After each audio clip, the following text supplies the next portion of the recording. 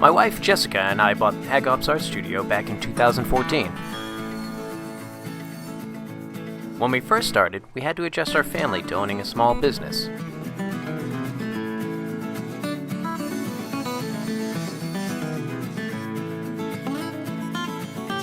Our two little boys loved to come by the shop and watch Dad work.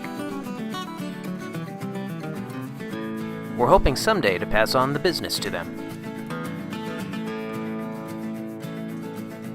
Hagop's Art Studio has been a custom framing shop in Cambridge, Massachusetts since the 1970s.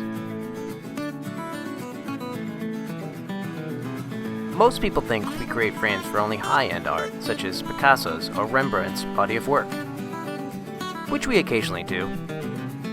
What we see every day, though, is keepsakes and personal treasures, your memories, and your life events.